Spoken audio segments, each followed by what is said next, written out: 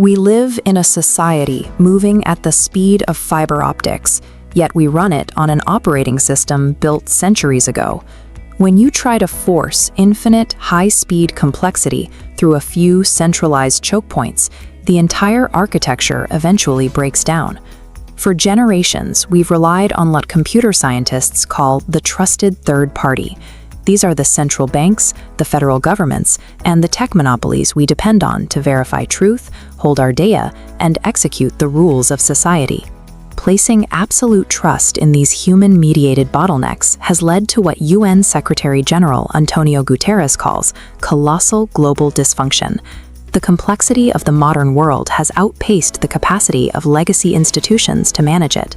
The instinct is to treat this as a political problem. We think voting in a new leader or passing a different law will self-correct the system, but the issue is the network topology itself. Until we replace the underlying architecture of trust, policy changes act as temporary patches on a brittle, centralized server.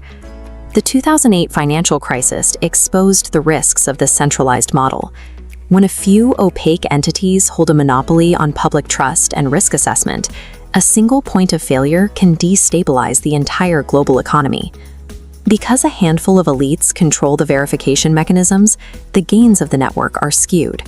Currently, the richest 1% own almost half of the world's wealth, while over 3 billion people struggle for basic needs. At the geopolitical level, our mechanisms are equally gridlocked. Post-World War II institutions designed for global security are frequently paralyzed by the veto powers of competing nations and opaque lobbying interests.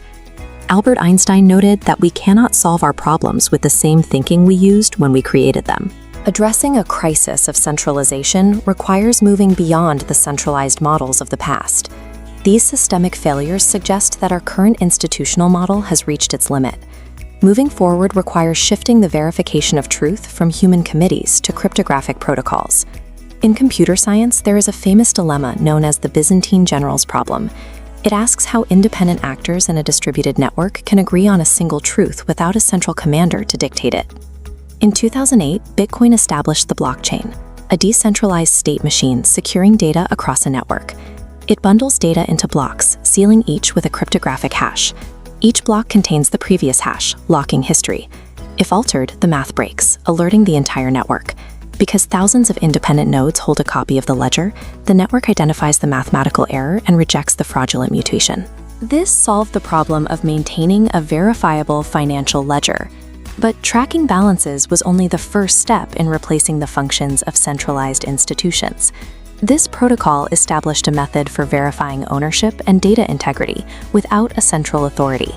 It moved the basis of trust from institutional reputation to mathematical consensus. The next evolution required moving from the simple tracking of records to the automated execution of logic. Networks like Ethereum expanded the blockchain from a ledger into a Turing-complete world computer, a global, decentralized engine capable of running complex code. This enabled the use of smart contracts. These are programmable if-then conditions that execute automatically when specific criteria are met. These lines of code reside directly on the blockchain. They bypass centralized servers and human intermediaries, ensuring that agreements enforce themselves exactly as written. Linking these smart contracts together allows for the creation of decentralized autonomous organizations, or DAOs. A DAO allows a community to code its operational and governance rules directly into an incorruptible digital network. In this model, a city could place its treasury in a smart contract. Citizens submit proposals and hold a verifiable vote. If a proposal passes, the code automatically releases the funds to the project. By automating the release of capital based on cryptographic consensus, this architecture removes the human vectors for embezzlement and backroom corruption. The transition from ledger tracking to automated execution provides the technical framework necessary to decentralize the administrative functions of governance. As the blockchain successfully decentralizes logic, the rapid artificial intelligence revolution is currently accelerating the dangerous concentration of power. Stephen Hawking and the scientific community have warned that mismanaged autonomous AI systems could pose existential risks if operating outside of human-aligned governance. Most modern AI models are hosted on closed servers controlled by a few mega corporations. This makes AI the ultimate opaque, trusted third party, where the logic behind its decisions remains hidden. AI has an incredible capacity for managing civic complexity, crunching public input, and modeling policy outcomes. Yet, locked behind corporate firewalls, it is vulnerable to elite capture and hidden bias.